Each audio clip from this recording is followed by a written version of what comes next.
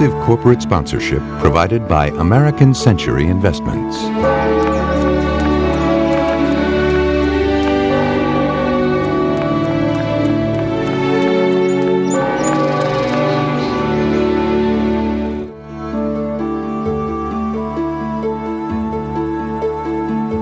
American Masters is made possible by the support of the Park Foundation, dedicated to education and quality television, and by the National Endowment for the Arts and the Corporation for Public Broadcasting. Additional funding provided by Rosalind P. Walter, the Blanche and Irving Laurie Foundation, Jack Rudin, the Michael and Helen Schaefer Foundation, the Andre and Elizabeth Cortege Foundation, and by contributions to your PBS station from viewers like you. Thank you. Lon Chaney's makeup as the Phantom of the Opera was so frightening that all photographs were banned before the release. There was one spot in the picture where Mary Philbin takes the mask off and the screen is full of this horrible face. I saw the picture once and I almost ran out of the theater. Went back again with a friend of mine, Russie McCord, and I started to build this moment to Russie. And he sat there and we waited and he said how close we to that moment, how close we, and I'm getting close. And just as we got to it, he says, I've got to see my mother. Walked out of the theater.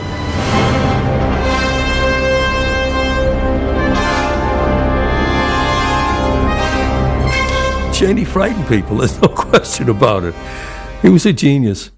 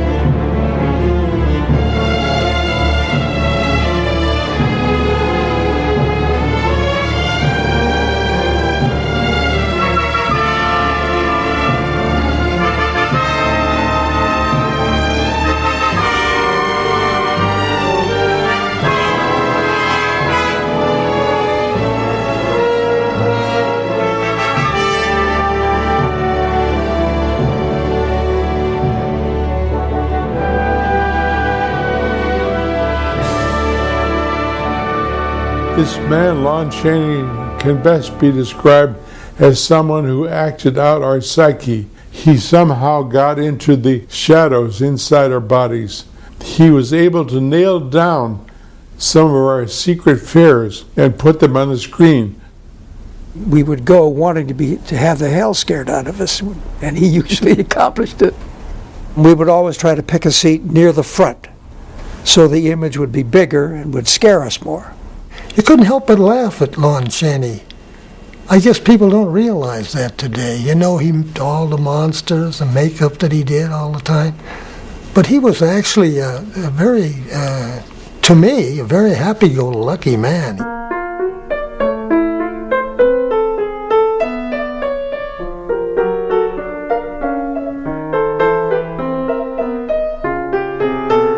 The Hunchback of Notre Dame, and that wonderful makeup and his stature, and it reminds me of a dancer. He just dances through things. Lon Chaney was remarkable in that he did his own makeup. If he had lived, he probably, to my mind, would have played Frankenstein and would have been Dracula and Dr. Jekyll and Mr. Hyde. But Chaney was a great deal more than a makeup artist. He was an actor of great power, enormous eloquence. Certainly I've never heard a tribute to Chaney of anything like the dimensions he deserves. Chaney's career has obsessed another makeup man. No less than 3 books have been written about him by a Hollywood makeup expert who spent 25 years on the task, Michael F. Blake. My first taste of Chaney was watching a very snowy print on public television station, watching Shadows, and I was about 12 years old at the time. But somehow, some way, that marvelous word we call charisma and chemistry with the camera, he just reached out and I got hooked. What's amazing is people think today that Lon Chaney is a horror actor. But Chaney wasn't just a horror actor. You know, he could play anything. He was Hollywood's first character star.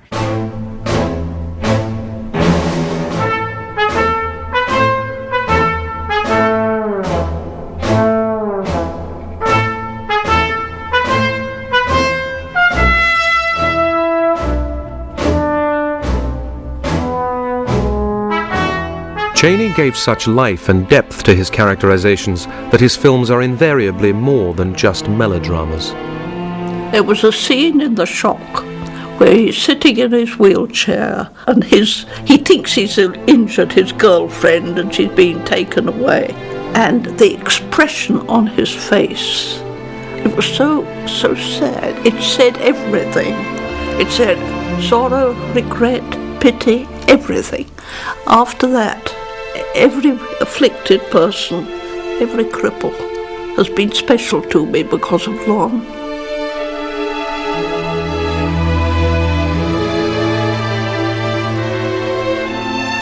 I think he tried to convey that no matter how bad a person is, no matter how bad a villain is, there is always some good in him. One or two of his performances may seem old-fashioned now, but most are as realistic as Humphrey Bogart, whom he sometimes resembles. Yet he is remembered mainly for the fact that he frightened people. Lon Chaney's gonna get you if you don't watch out.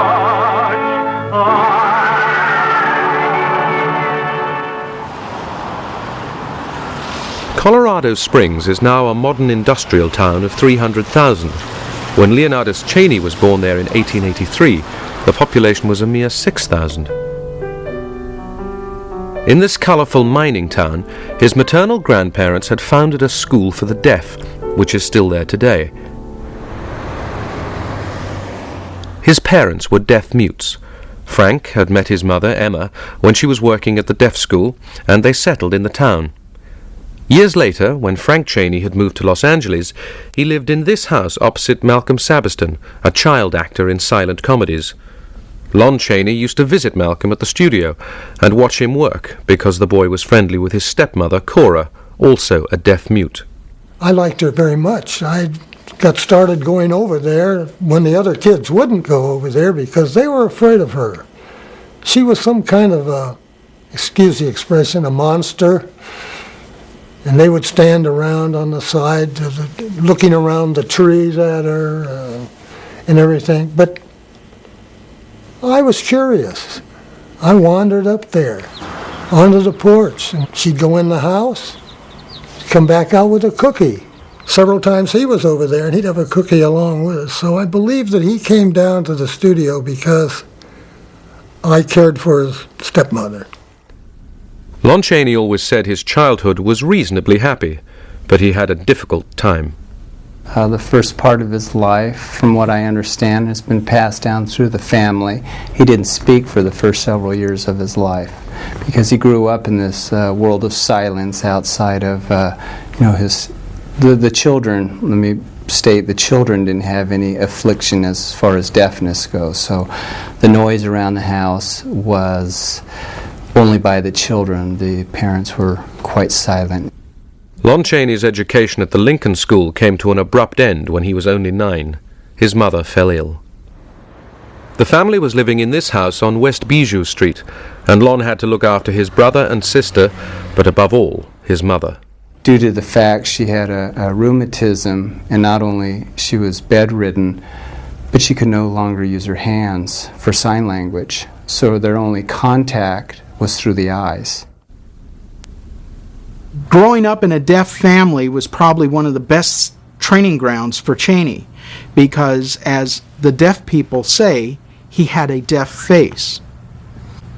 You use your whole body, you use your face, your hands, you communicate everything because you don't have the ability to speak or hear. At the Opera House, his older brother was a stagehand, and Lon joined him in 1902. It was here that he first began to act. As a comedian, he is irresistible, said his first review, which also praised his dancing. He toured the Midwest in one-night stands.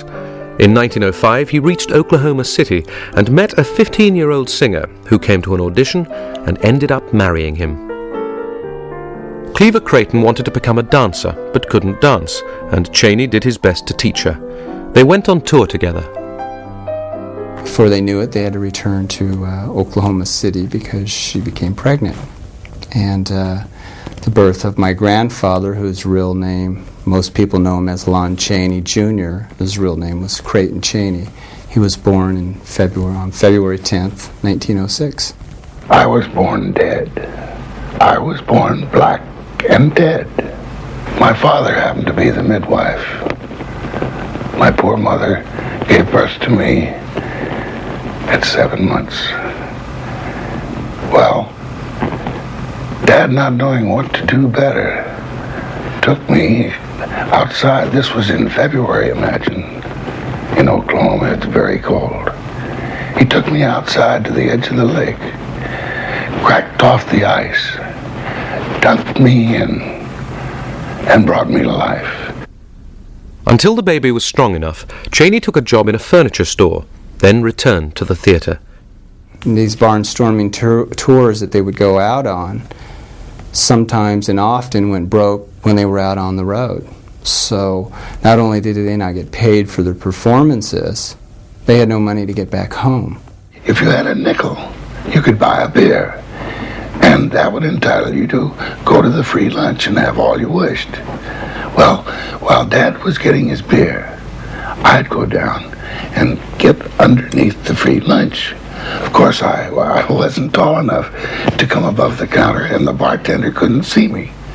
So Dad would get his beer, and instead of drinking it, he would take his time and come down to the free lunch. Then he'd start making big sandwiches, such sandwiches, and he'd act like he was going to eat them, but then he'd hand them down underneath like that. Bang, I'd grab them into the pocket. We did this as long as we dared, till the pockets were bulging.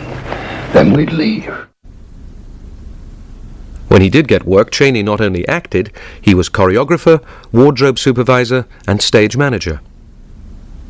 But the marriage was endangered by Cleaver's flirtatiousness. Cleaver was very headstrong, and so was Lon. Jealousies arose, so he was teaching ballet dances and working with the female roles as well. So I'm sure lots of misunderstandings. And by the time they came out to Los Angeles, Cleaver was still performing with him in various shows, but then she started to branch out. She took a singing job at one of the local cabarets in Los Angeles, and she became very, very popular, more so than Chaney did. And that caused a lot of problems, as well as with the fact that in order to be very popular with a cabaret crowd, a woman would have to sit at the table with whoever was there, share drinks, and obviously there were a lot of well-dressed men and a lot of drinks going around, and unfortunately she developed a very bad habit of drinking. When Chaney prepared to leave with the Kolb and Dill Company, they had a furious argument about who was to look after Creighton. Cleaver refused. She had been on some various medicines that were prescribed for her nerves at that time, and she went. I think they couldn't resolve this. They had separated for a time before this event took place. They tried to reconcile. So after she finished her show, she walked over to the Majestic Theater in downtown Los Angeles, and standing in the wings of the theater, swallowed a vial of bichloride of mercury. It didn't kill her, but it did kill her singing career. And they separated in May after Chaney was assured that she would survive. After the separation, the Cheneys were divorced, and Lon never met or spoke about Cleaver again. Once the newspapers printed details of the scandal, Chaney could not stay in the theatre. He was forced into the moving picture business. By coincidence, one of his early films shows him as a reporter, working for a sensation-hungry newspaper. He comes to the aid of a girl reporter, upset at orders to ruin a woman's reputation. Chaney helps her to save it. His earliest films were made at the first studio to open in Hollywood, Nestor, at Sunset and Gower. He began as an extra, but soon won more substantial parts. Here, with Agnes Vernon, he stages a rape scene, which was alarmingly realistic for 1914.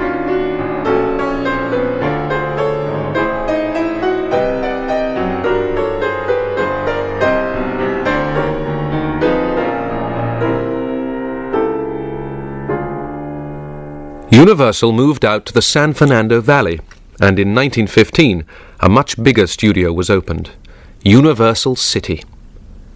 Chaney became one of hundreds of actors trying to get work, but he had the edge on the rest because of his skill with makeup. This was the makeup case he used at Universal. It was an ordinary lunchbox, but out of it, Chaney conjured an extraordinary gallery.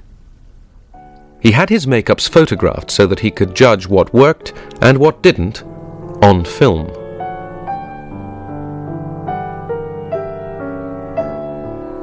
These were stills Chaney sent home to his brother. Sometimes he was recognizable, but often he had to indicate which part he played. I was playing a wild man. This is me, just below the X sign. Here I am a Russian prince.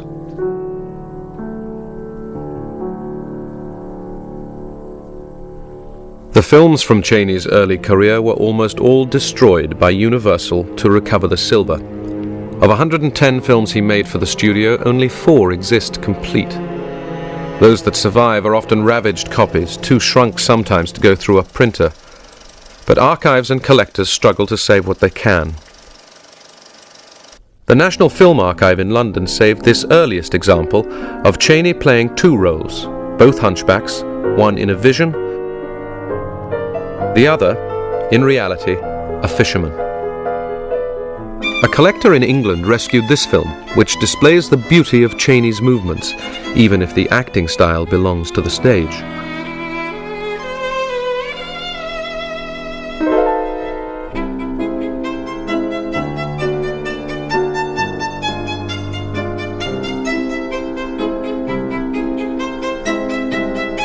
It contains the only surviving shot of Chaney dancing, all too brief. Chaney was taken up by the director Joseph de Grasse and his wife Ida May Park, also a director.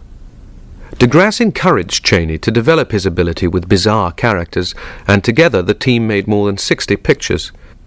During this period, Chaney began directing films himself, and he even tried script writing.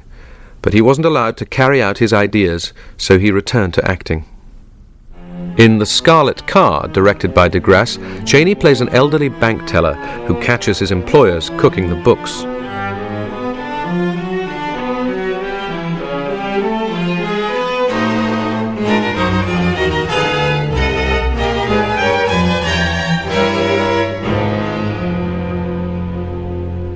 Chaney had married Hazel Hastings while he was at Universal. Creighton came home from boarding school to live with them. Hazel persuaded Lon to ask Universal for a raise. He had asked for $125 a week and a 5-year contract, and the studio manager, William Sistrom, refused. He says, "You're never going to be worth more than $100 a week." He left, but outside Universal he endured weeks of unemployment. His career was saved by Western star William S. Hart, who gave him an important part in a film now lost. This surviving scene came from the archive in Moscow.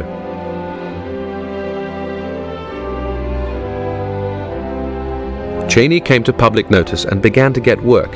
He was even employed back at Universal with a director called Todd Browning.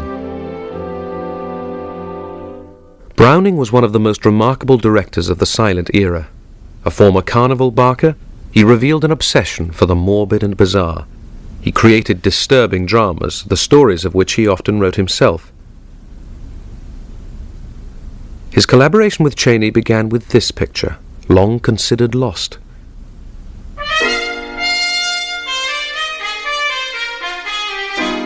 He presented the underworld with an uncompromising toughness. He never allowed his characters to look like actors. Here he signals to his audience that Priscilla Dean is playing a streetwalker, having trouble with her shoes. He throws in a dope addict.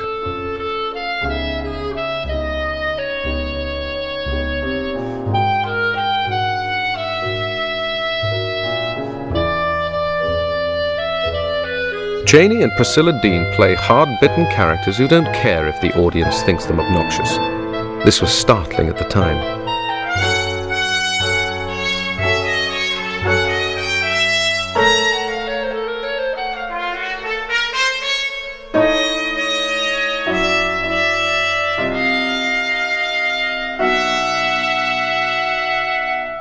But it was the Miracle Man that made Chaney Hollywood's most outstanding character actor. He played one of 4 crooks who tried to cash in on a series of apparent miracles performed by a blind faith healer. Director George Lone Tucker wanted a real contortionist, but none of those he found could act. Chaney did a test so convincingly, Tucker was shaken. Everyone used to say Chaney was a contortionist or he was double-jointed. It's not true. If you really watch that on the healing sequence, when he comes up and he'll do like the handle snap out like this, or he'll snap the joint like this. It's all acting. It's all just acting. In the story, Chaney pretends to be a crippled beggar in the process of being cured by the faith healer, the crooks ready to fleece a gullible public.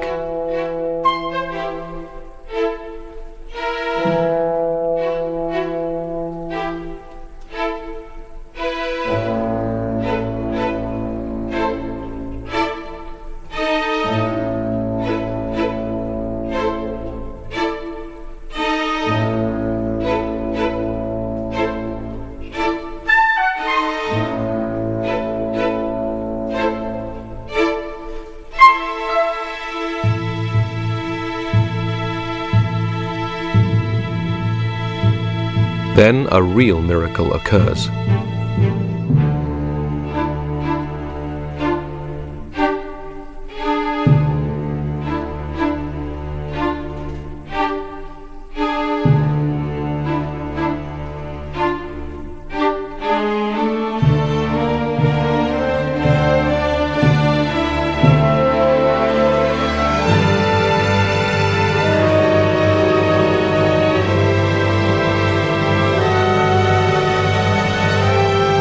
The Miracle Man was Paramount's biggest money-maker of the year, and a tremendous hit for Chaney. Chaney's fame brought him no leading man parts, but more character roles. Here he plays a Canadian trapper, supposedly lost in the mountains.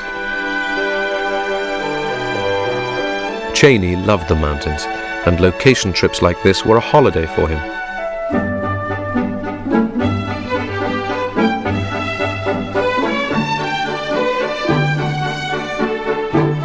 In this minor film, he plays opposite Betty Blythe.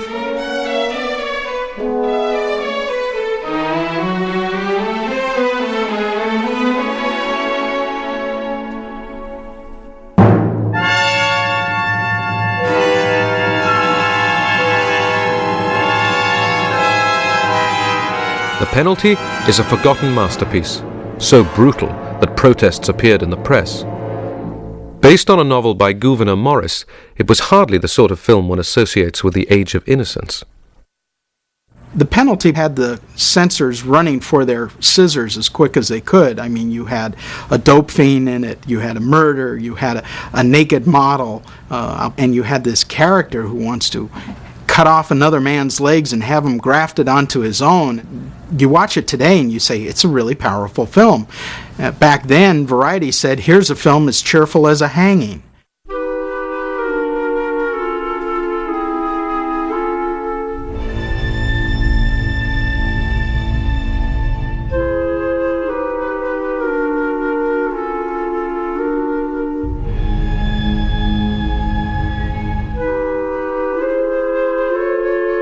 Chaney plays Blizzard, a gangster whose legs were amputated when he was a boy by this girl's father.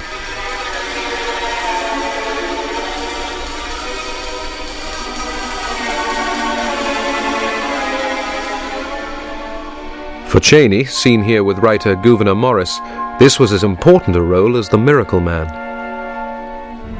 Everything he trained for, everything that he was, that he learned throughout the years, came through in this part.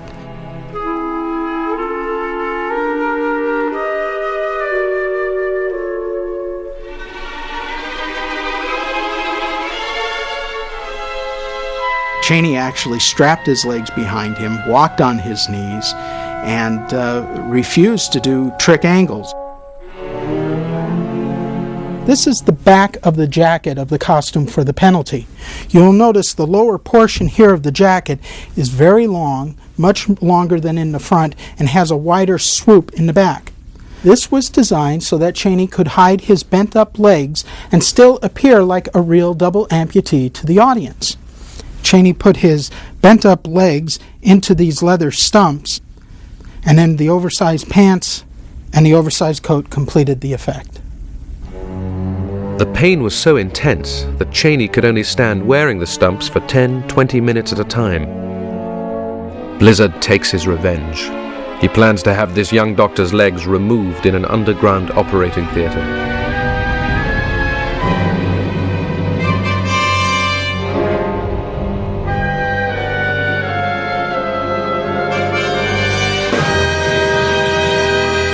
Fascinated by the criminal mind, Chaney wrote articles on prison reform. He paid visits to the underworld as an observer. He was aided by law enforcement officers like William J. Burns, here visiting Chaney and Todd Browning on the set of Outside the Law. Outside the Law has to be a turning point in the Chaney-Browning collaboration. Of course, he plays the gangster Black Mike Silva. He's vicious, he's terrible, he's villainous. He's also got a real interesting streak about him. Chaney would do certain things with his characters. And I remember once discussing this movie with a friend of mine who had seen it as a young boy. And he said, after I had told him I had seen it, he said, "Do they still have that scene where he picks up the tip?" There's a scene in the movie where they're all plotting to this setup of a murder. And so Chaney's the last to leave, and he pauses for a second, he looks down at the table, and he picks up the tip and pockets it. And it's a wonderful, it's a little piece of business. It doesn't mean anything, really, but it speaks volumes of the character. And then you look at what Browning did with the Chinese character. He had nothing to do with the story. The Ah Wing character that Chaney plays doesn't advance the story whatsoever. But Browning realized this was a good piece for Chaney, and if you compare his performance to the man who plays Chang Lo in the film, who's another Caucasian actor, Chaney is more Chinese than any other Caucasian actor around. It was courageous to make this film because of widespread prejudice against the Chinese. They were really reviled, hated, terribly mistreated, and there were even lynchings if anyone tried to speak up or protest. There has been a wreck off the New England seaport of Urquy, and among the survivors is a Chinese cook.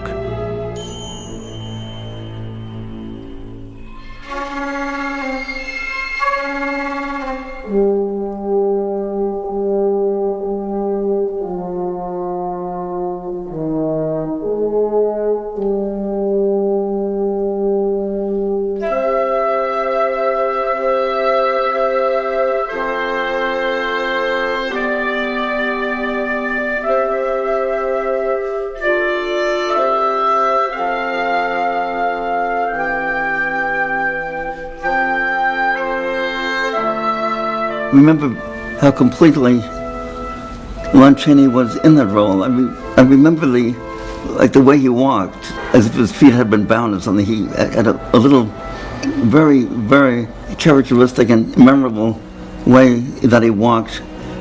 Aside from all the makeup, of course, he was made up to look Chinese, but all of the body language, the sort of humility, I remember the sort of bent way that he was.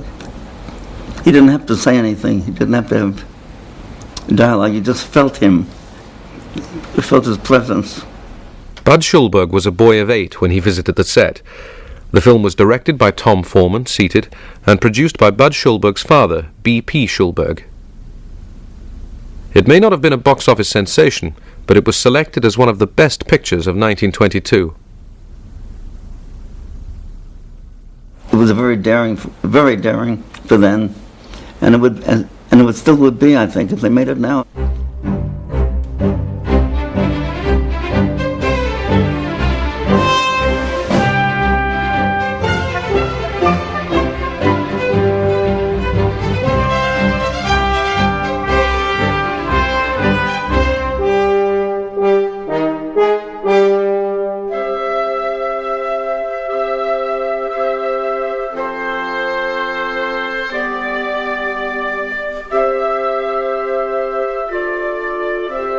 Chaney was so sympathetic in the role that he was able to make a connection with the audience that even people who might come in the theater hating the Chinese would come out with a different feeling that these were really, these people were human beings also.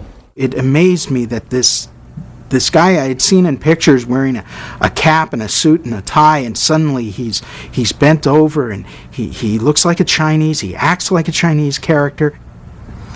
That's what one reviewer said one time in the 1920s. What else can this guy do?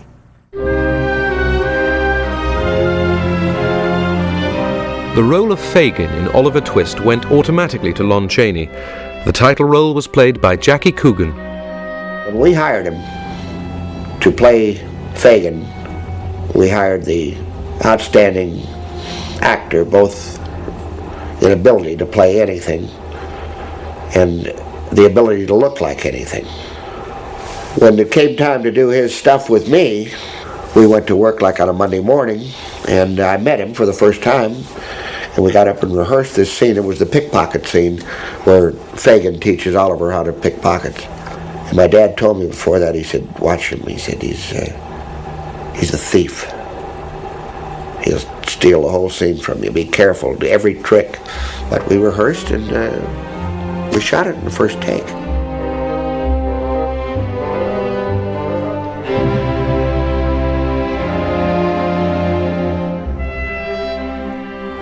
The only thing he ever said to me after that, he came over after we had done the scene and he says, hey kid, you're all right. But he gave a wonderful performance. The same could not be said of this film, which began life as The Heart of a Wolf, with the highest credentials. Its story co-authored by Lon Chaney and Irving Thalberg, the young head of production at Universal. But the company saved money on the director, who wasn't up to the task. Chaney always said he needed direction despite his experience. Otherwise, he might overact.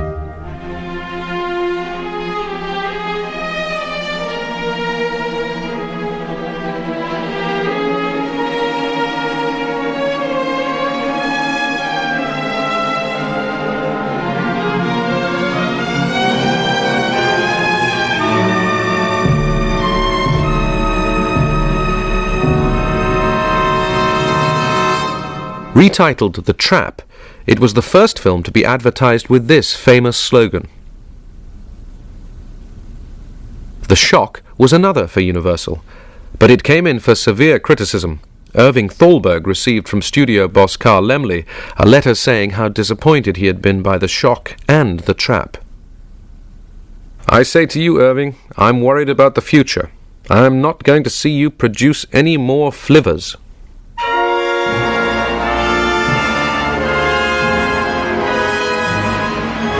It has always been thought that the idea of making The Hunchback of Notre Dame was Irving Thalberg's, but Michael Blake found that Alfred Grasso, Chaney's business manager, had kept papers proving otherwise. Well, Hollywood history has been rewritten because Lon Chaney, like a lot of stars back then, was looking to find material for himself, and he actually optioned the right to Hunchback of Notre Dame and was trying to find financing for the picture. It eventually came to Thalberg, and he convinced Laemmle. The extent of Chaney's involvement has never before been realized. It ranged from who would direct, to who would write, and who would play Esmeralda. Thalberg had recent experience in making epics. His baptism of fire had been Foolish Wives, for which Erich von Stroheim had rebuilt Monte Carlo and had gone on shooting until the costs rose close to $1 million. Behind the set of the Foolish Wives Casino rose a more economical set for the Cathedral of Notre Dame. It would be combined with a miniature to amaze audiences, just as Chaney himself would startle the world with his most extreme makeup yet.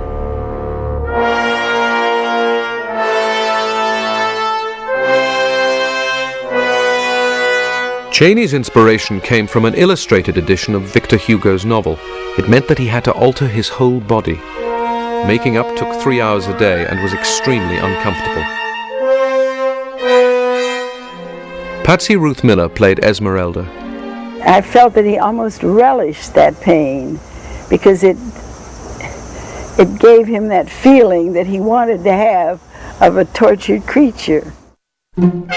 He did obviously suffer a great deal of discomfort, but a lot of the myths behind Chaney are just that, myths. There's no truth that he was a masochist. He was very proud of his work. He was very professional about his work, but he would never endanger himself to the point that he'd hurt his body, that he would never work again. I mean, it's foolish when you really think about it. Everyone said he wore a 70-pound rubber hump, and it's not true. It was 5 to 20 pounds, and it was made out of plaster. And it fit on a harness that he wore on his back, similar to a backpack, attached around the waist. And up on the upper portion of the breastplate area, he had some ropes. And he would take the rope, and he'd bend down and tie himself here, so he would be in a stooped position.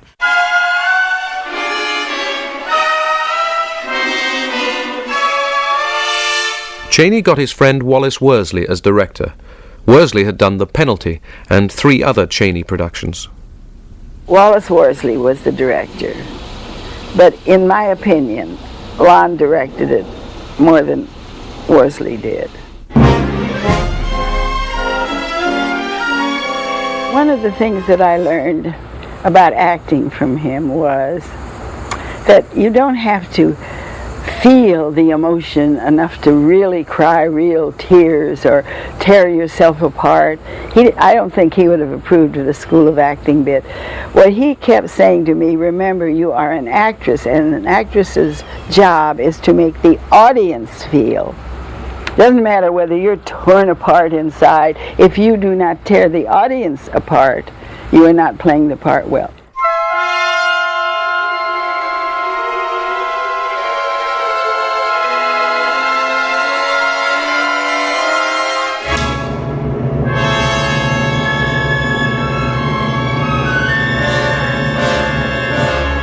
He convinced me, even though I was 3 years old, that there was a hunchback somewhere in me. There was a shadow of this hunchback, even though I was a normal kid. But my feelings for him were so terrific that I burst into tears.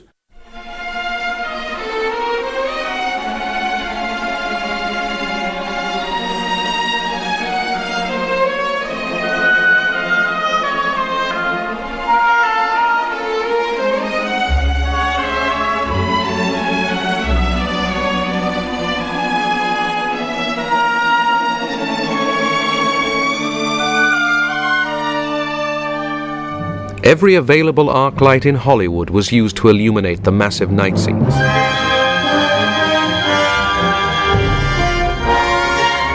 Quasimodo is besieged in the cathedral with Esmeralda as the Paris mob rises.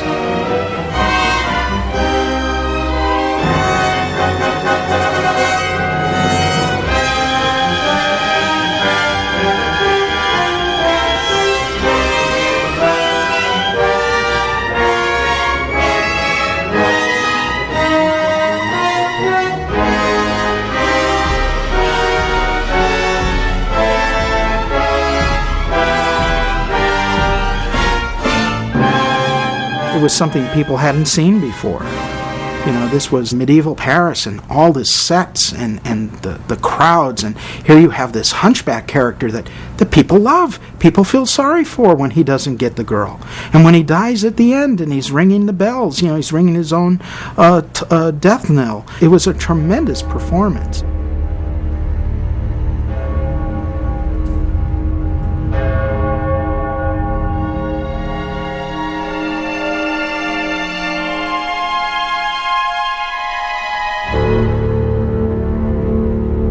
The Hunchback established Chaney as Hollywood's outstanding character star. His modest announcement that he was now at liberty was followed by a picture for Paramount and then one for a new company, Metro-Goldwyn, occupying the old Goldwyn studio at Culver City. In charge of production, Irving Thalberg. But MGM insisted on publicity, while Chaney was ambivalent about it. Chaney's approach to publicity was, I get more publicity if I say nothing and do nothing than if I stood there and smiled. For instance, a prime example is the 1925 MGM studio tour, which was made for the stockholders of Lowe's Incorporated. And they had all the MGM stars assembled on the front lawn in front of the dressing room row, and the camera pans by and you see Norma Shearer, John Gilbert, and everybody in it. And then as we come towards the end here, here's this guy with his back to the camera, and he's in a very animated conversation. And he turns just ever so briefly so you get a quick look at the face, and then turns back. And that was Chaney. He had embarked on a rare publicity tour for Hunchback, and thrilled this boy when his picture appeared in the papers. But he avoided interviewers, and the press regarded him as a man of mystery. Between pictures, he used to say, there is no Lon Chaney. He was what I would call a self-enclosed man, if you know what I mean.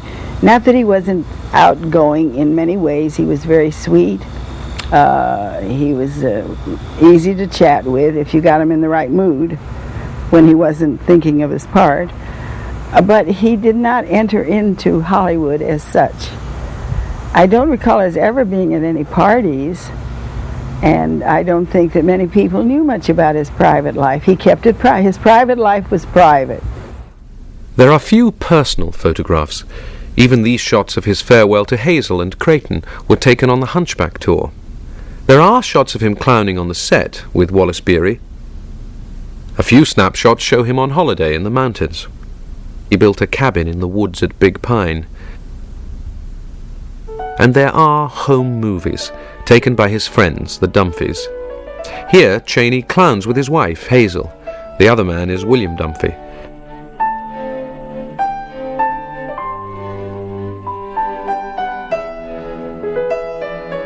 Little is known about Hazel, but they were a devoted couple. Chaney was so keen on filmmaking that he bought one of the first 16mm cameras.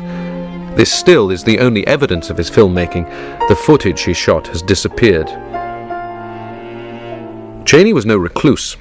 Here he is with Western star Harry Carey, with director Clarence Brown, with the new actress Greta Garbo.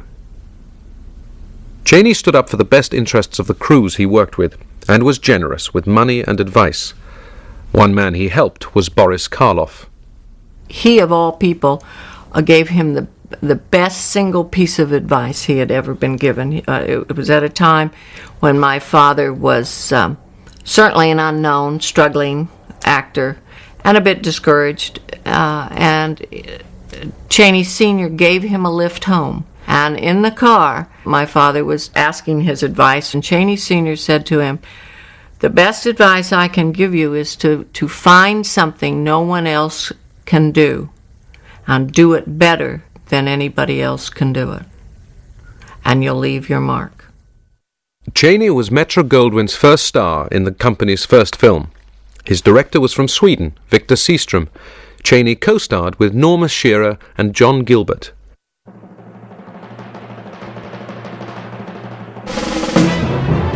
The clown takes revenge on the men who have betrayed him. Tully Marshall as the Count.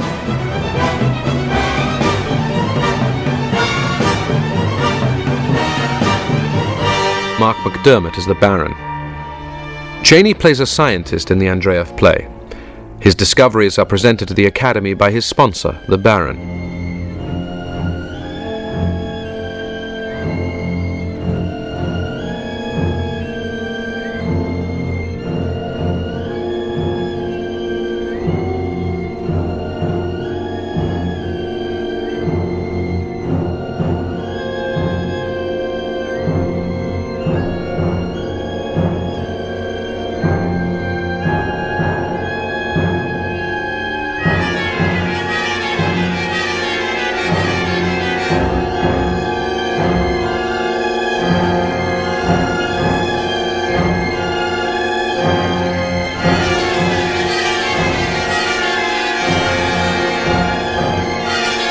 The scientist joins a circus using the slap as his act.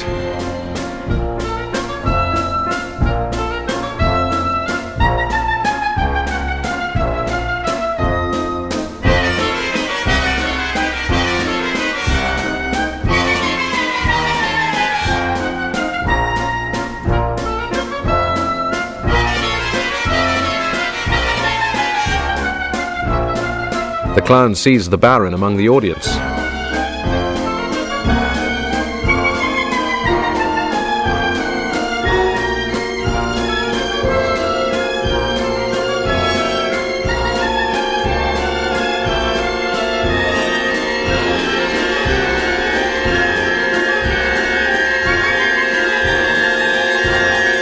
He falls in love with the bareback rider, played by Norma Shearer. When he confesses his love to her, she thinks he's kidding and she slaps him. And he's devastated and your heart breaks. You're going, oh my God. You feel terrible for him. But that was a credit to Chaney's talent, that he was able to reach in and get the audience's sympathy.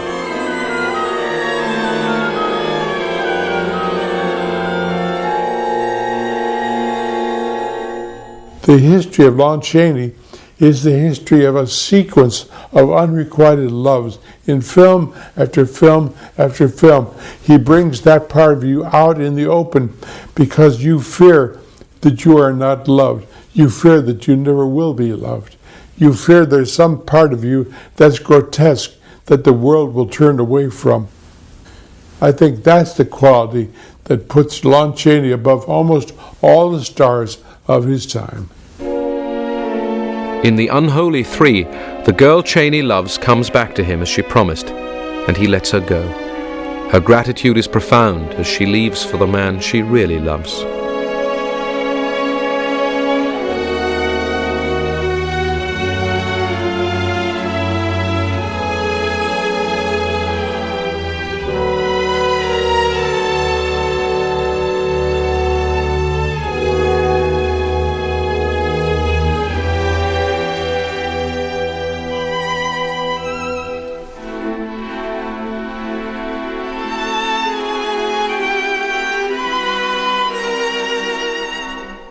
Todd Browning had great difficulty selling the project, but it turned out to be one of the most successful films of the year, restoring Browning's reputation. He was back with the world he knew so well, a world of carnivals, freaks, and sideshows. The scriptwriter was Valdemar Young, who adapted 8 of the Chaney-Browning films. Chaney was at the peak of his talent as Echo, the ventriloquist.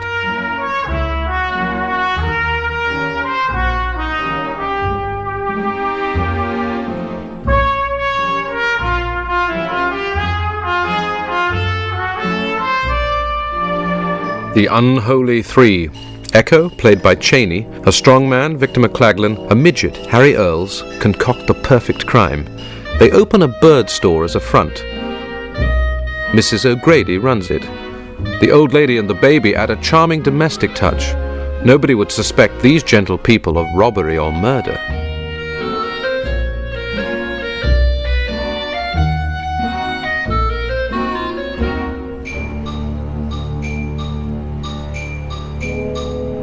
In a scene with Matthew Betts as a detective, Chaney's expressions enhance the suspense.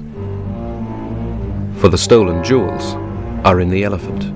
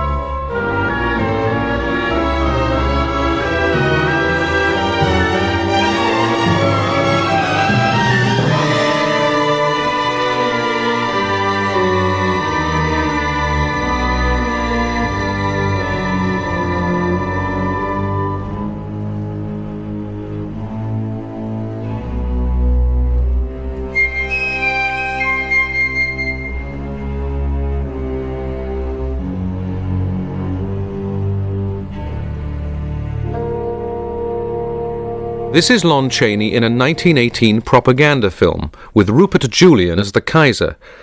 Julian never got over the Prussian officer pose and maintained it even while directing The Phantom of the Opera at Universal.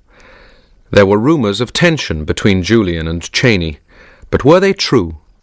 Oh, I know the problems with Chaney and Julian were true. Charles Van Enger, the cameraman, told me that they just hated each other.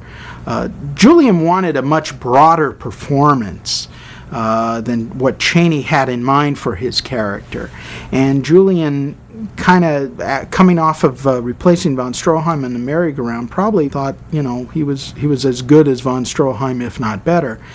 And the relationship between Chaney and Julian quickly went downhill. Nonetheless, Julian did a remarkable job. The Phantom is at first sketched in by suggestion. People thought Universal mad. Were they really paying Chaney to play a shadow? I mean, you can always tell Chaney, no matter how much makeup he's got on, you can tell it's Chaney by the use of his hands. They were like music.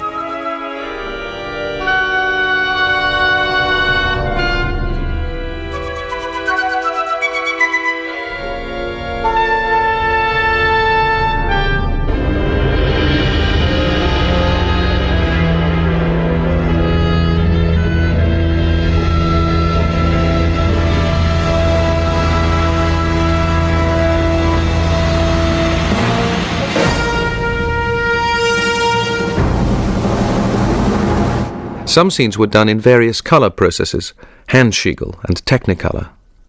There were certain scenes in all of his films that he knew were set pieces, like on top of the opera house, late at night when the lovers are up there, and they think they've escaped the Phantom, but he's above them in the wind.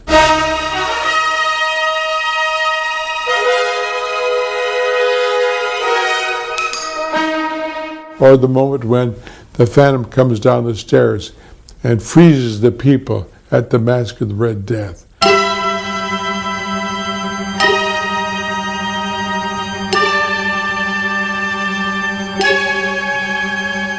And then at the very end of the film, when the Phantom confronts the crowd and he rears back and he's got what they think might be a hand grenade or something in one hand, and he threatens them with a clenched fist, and they all pull back.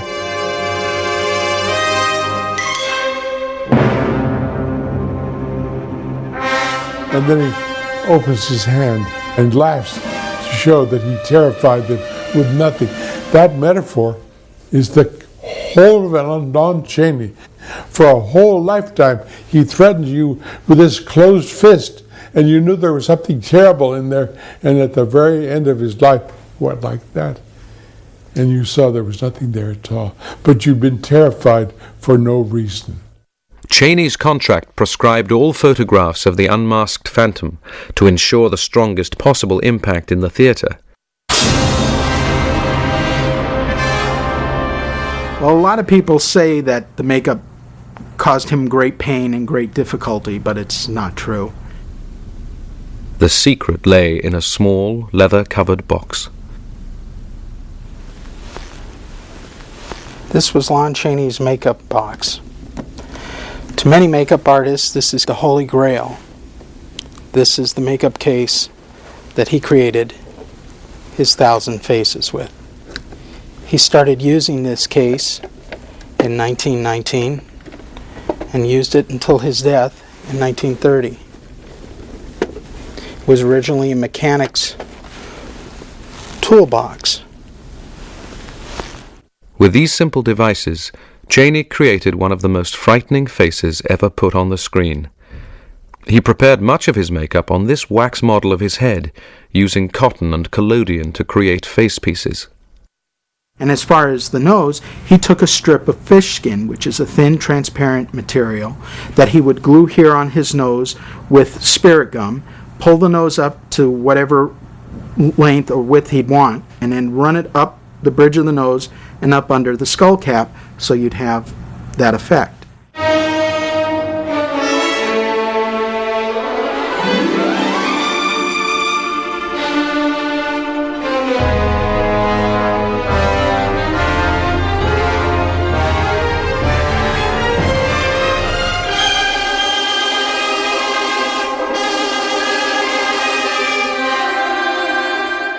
No one thought Chaney could ever improve on that.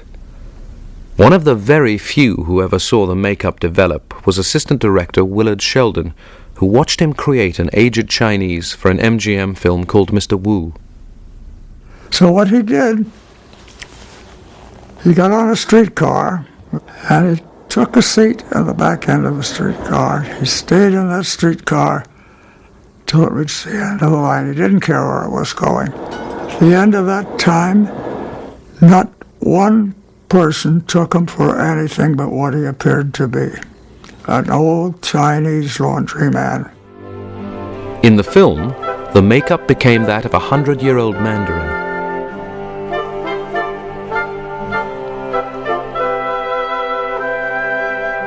In the same picture, he played his own grandson, young and middle-aged.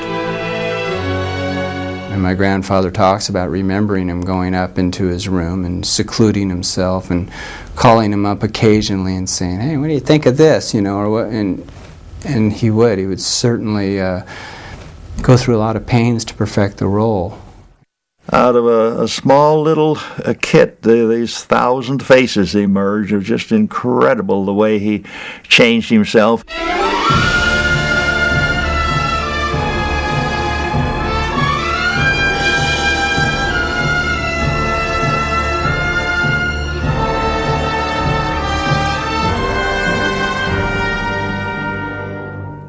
But then Chaney made Tell It to the Marines with William Haynes.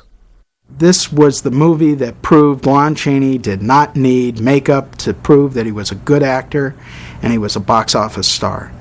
Chaney is just phenomenal in it.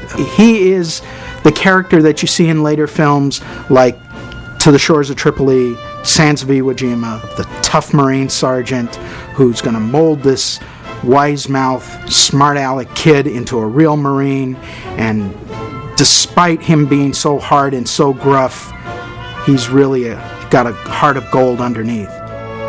Eleanor Boardman played a nurse who cares for both men, while the sergeant conceals his love for her.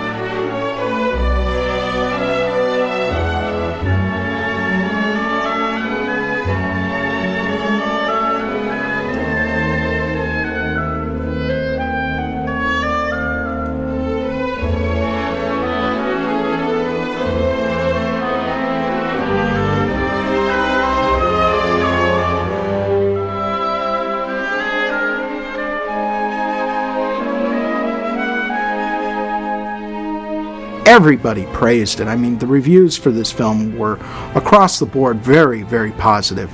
And I think the best review that was ever written for the film came in Leatherneck magazine, which was for the Marine Corps. And they said that in Chaney's performance, we saw every sergeant we knew.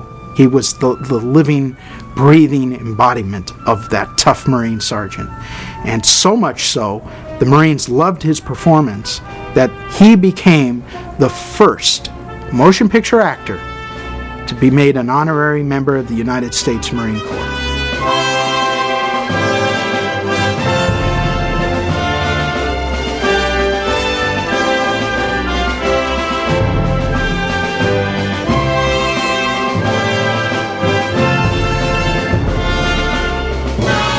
This was one of Chaney's favourite films, according to his wife, and he and Hazel made a rare attendance at the premiere.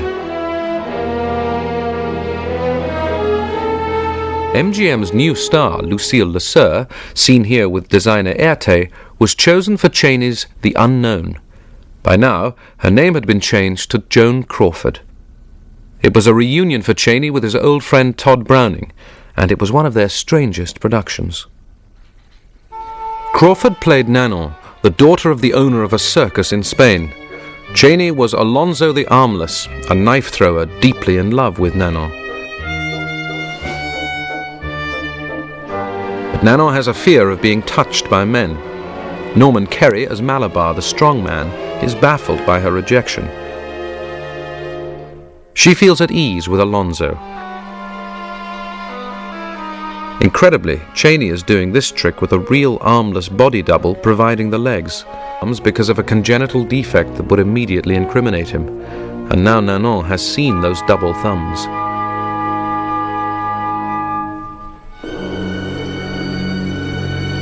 he visits a surgeon and blackmails him into removing his arms.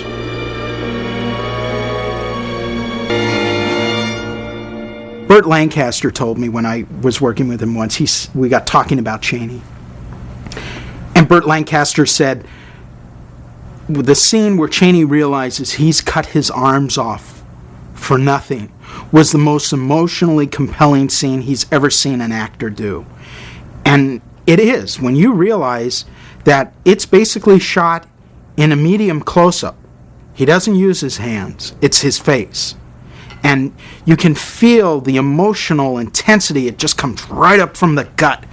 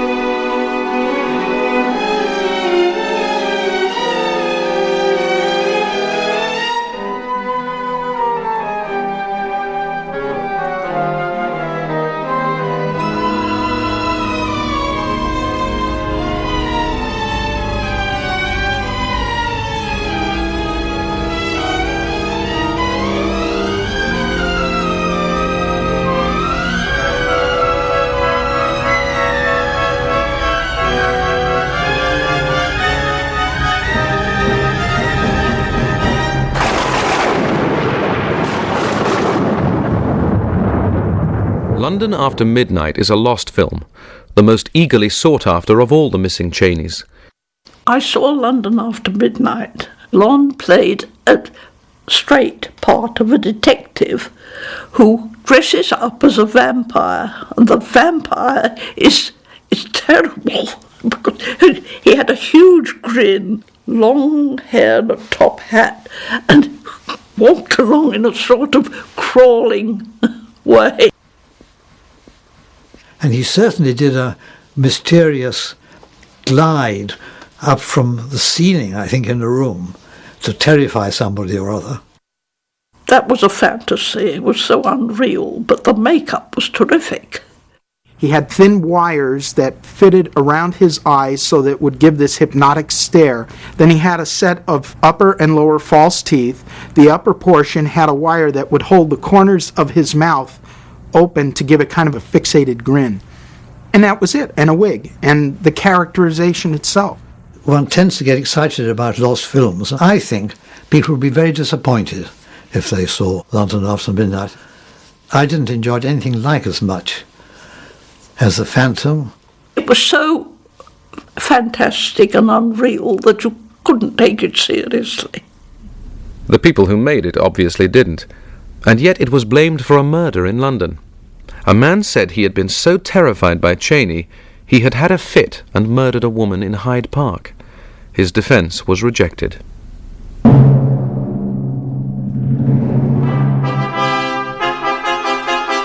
Laugh, Clown, Laugh saw Chaney cast again as a clown, Tito. It was the Pagliacci story, directed by the veteran Herbert Brennan. Tito performs a hazardous act.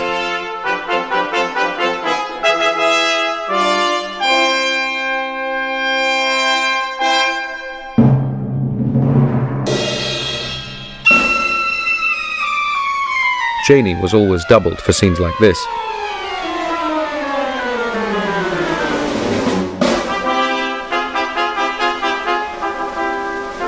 This was said to have been the favourite of all his roles, the clown who loves the girl who loves someone else.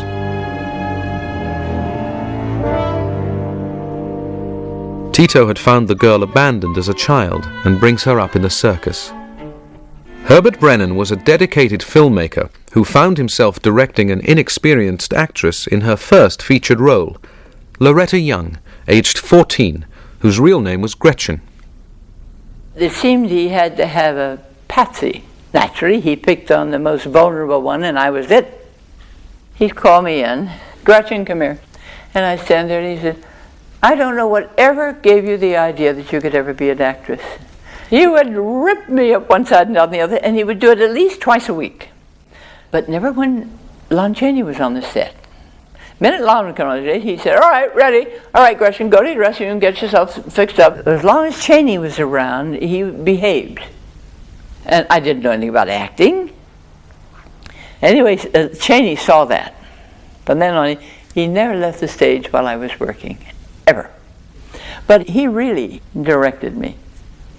He did it in such a manner that nobody else knew it. I don't think even Brennan was conscious of it. Alongside the tragedy, there was often humor in Chaney's roles.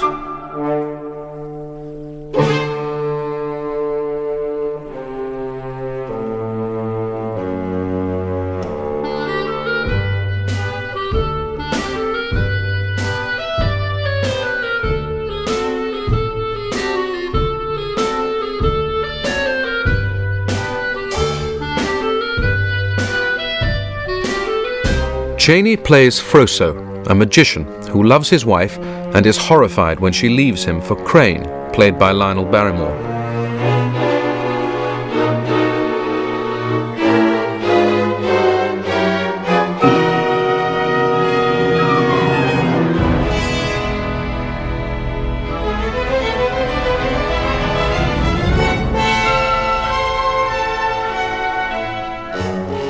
His wife returns, but dies, and leaves Froso with her daughter. He brings the girl up in the worst of the African brothels, for he knows her to be Crane's. The girl was played by Mary Nolan. Froso repeats his stage act for the benefit of Crane, who remembers it from all those years ago.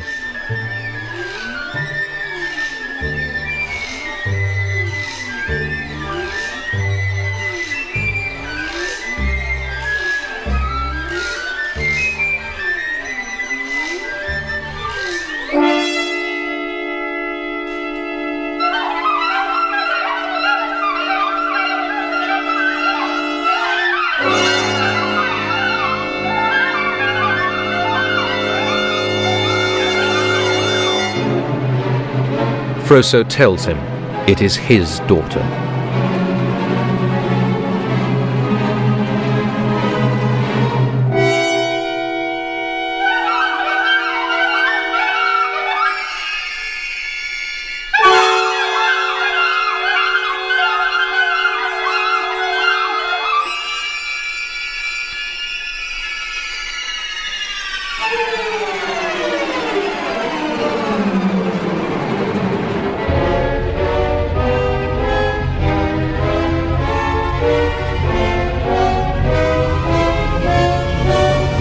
Chaney goes from one end here where he's taking sheer delight, and you see it go across the spectrum to the horrendous realization that it's his daughter he's put through this.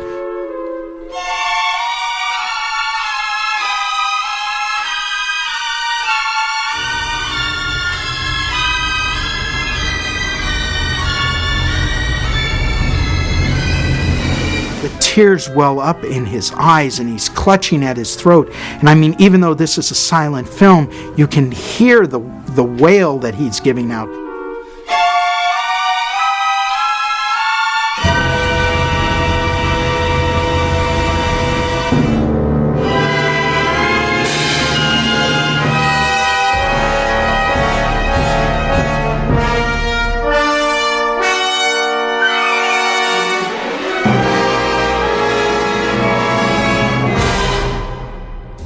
While the City Sleeps was a character study of a detective close to retirement.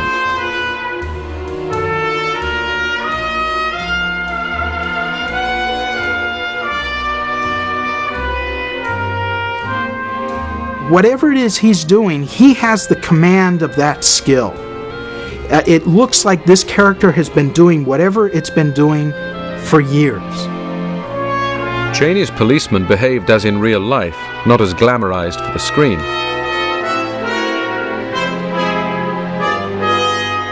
His character is secretly in love with the girl, Anita Page, but he tries to keep to a fatherly concern, brilliantly caught in this scene.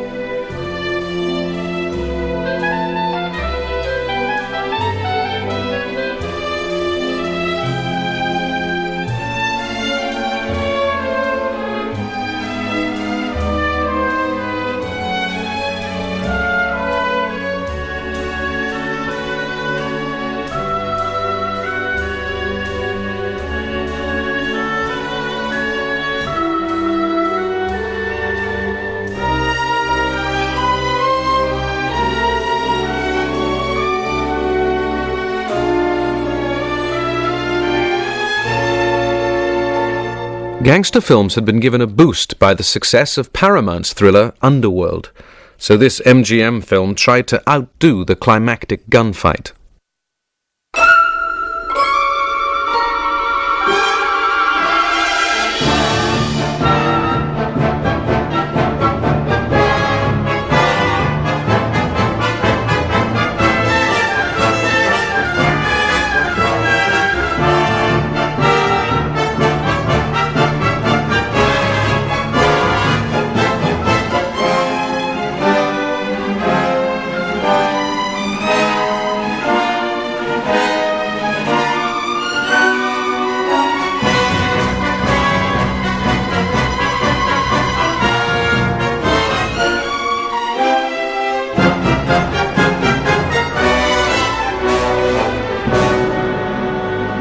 Lon Chaney's final silent film proved to be Thunder.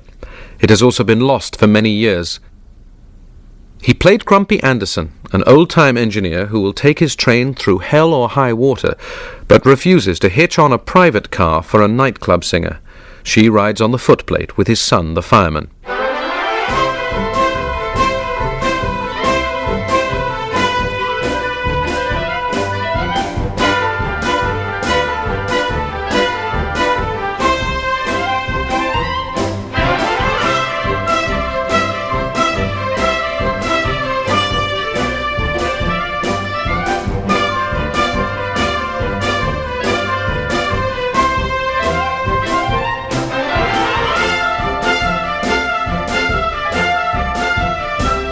Make his character real, he found a pair of overalls that one old train engineer was wearing, and he made a deal with him. I'll buy you a brand new pair if you give me yours so I can wear it in the movie.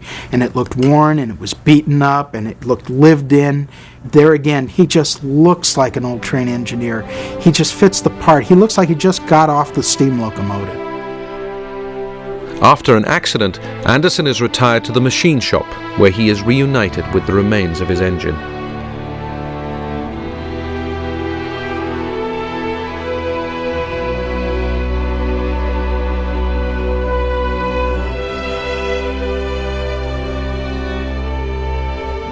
But it was a very trying film for Chaney. When he went on location from the warmth of California to Green Bay, Wisconsin, it was snowing. He caught a cold but kept on working in true Chaney fashion. The cold developed into walking pneumonia. He would, some mornings he'd show up very late, very apologetic, and nobody really knew how sick he was. And finally, as the picture neared an end, he had to stay out for several days at a time. And finally, the picture was shut down, I think for a couple of weeks, 2 or 3 weeks, and then picked up again. But I don't think anybody on the company realized how terribly sick he was. All right, everybody quiet, please. After the bell. Sound had arrived, and Chaney resisted it. He wouldn't talk, he said, because it might destroy the mystery. MGM made a musical with all their stars except Garbo and Chaney, but Chaney had a number devoted to him.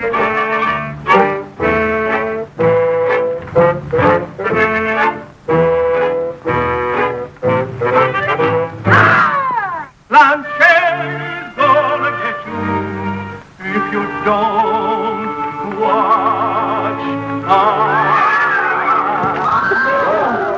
The Phantom of the Opera was reissued with sound, but the Phantom did not speak. Universal wanted him urgently for Dracula. MGM gave Chaney a large bonus for signing a new contract, and Irving Thalberg chose his first sound film. And so they picked The Unholy Three as Chaney's talking picture debut. And in reality, it was probably a good choice, because it gives Chaney the chance to now become The man of 100 golden voices, Professor Echo. Thank you, Doctor. Thank you. Now, folks, if you'll just gather around a little closer now. Come right in a little closer. That's it. That's fine, folks.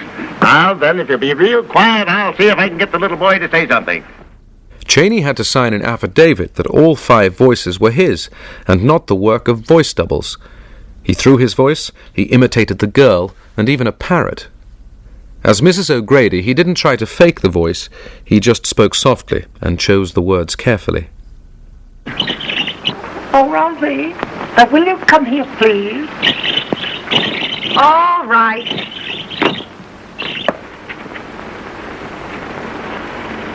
Come right in, Rosie.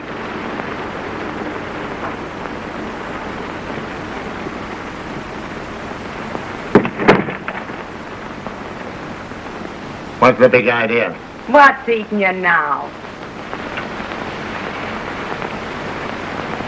You're making a play for that guy. Don't be silly. I like him because he hands me a laugh. Yeah? Well, you keep on and I'll hand you a laugh. You get that? In the courtroom, Mrs. O'Grady is under intense cross-examination. Child is, do you? In short, Mrs. O'Grady, you don't remember anything else except what you want to remember, do you? Oh, I have such a headache.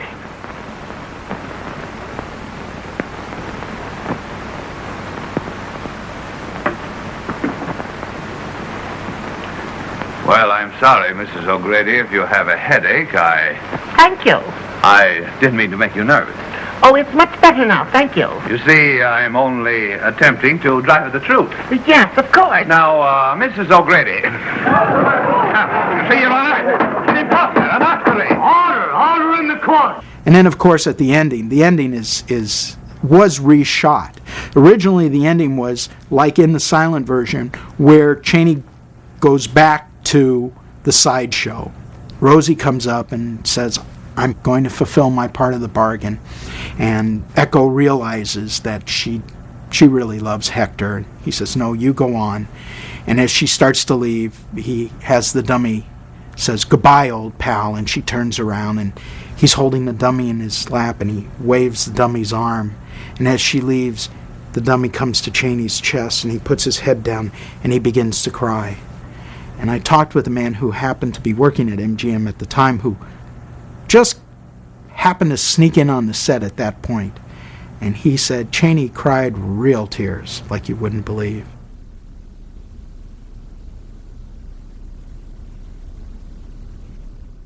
In the final scene, as reshot, Echo says farewell at the railroad station to Hector, Elliot Nugent, and Rosie, Lila Lee. By now, Chaney knew he had lung cancer. Well, I guess Rosie wants to talk to you now, so I'll say goodbye. Well, goodbye, kid. Good luck. Irony of ironies. Here's the man who is, through this film, Harry Earls told me he was struggling to get along because of his health. There were some days where he just didn't have the energy to get through the day. And Hector, as a way of saying thank you, gives him a carton of cigarettes. I brought you some cigarettes. Oh, swell. Thanks, kid. I don't know whether to laugh or cry. Well, why don't you do a little of both? You know the old gag. That's all there is to life. Just a little laugh, a little tear. I'll send you a postal card. It fades to black and we see the end. That was Lon's last performance on the silver screen. 7 weeks after the film was released, Chaney died. He was 47 years old. I remember it was my father saw it first on the placards, because it was quite a sensation when, and when he came in with the news, I couldn't take it in. I did think the end of the world had come. No more Lon. The day he died, when I was 10 years old, was the end of the world. I thought, my God, Lon Chaney died here in 1930, and I'm only 10 years old. If he can die, that means me too. Huh? Nothing's safe. If this great man, this man taller than all the buildings in the world, who represents all the people in the world, if he can be taken away by death, then I'm vulnerable. And that was a terrible feeling to have. The funeral service was held at the Cunningham and O'Connor Funeral Home in downtown Los Angeles. The eulogy was given by the chaplain of the Marine Corps base at San Diego.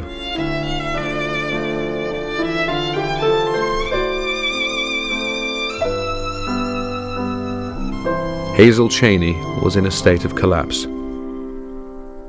All studios in Hollywood halted work to observe a moment of silence. And at MGM, they had a color guard there from the Marine Corps, and they blew taps as the Marines lowered the flag to half-staff.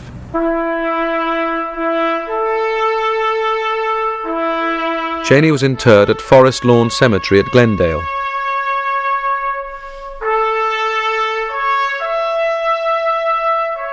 No one knows the reason, but his crypt bears no name. Lon Chaney attains immortality, said a Screen magazine at the time. No man in pictures, nor woman either, has won the wide space in the popular heart that Chaney could call his own. There never was an actor whose every gesture carried more feeling, more eloquence than Chaney. He will be missed not only by the producers, but by the millions who took him into their hearts. To learn more about Lon Chaney, visit PBS online at pbs.org.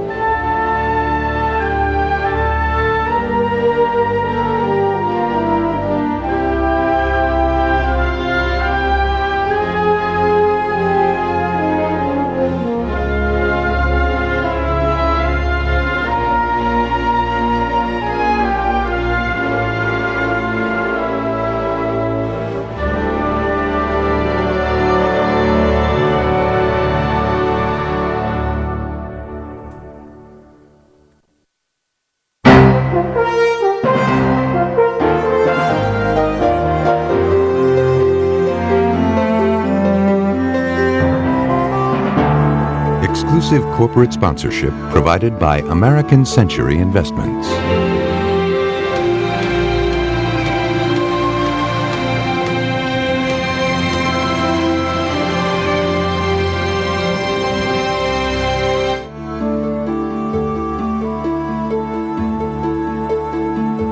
American Masters is made possible by the support of the Park Foundation, dedicated to education and quality television, and by the National Endowment for the Arts and the Corporation for Public Broadcasting. Additional funding provided by Rosalind P. Walter, the Blanche and Irving Laurie Foundation, Jack Rudin, the Michael and Helen Schaefer Foundation, the Andre and Elizabeth Cortege Foundation, and by contributions to your PBS station from viewers like you. Thank you.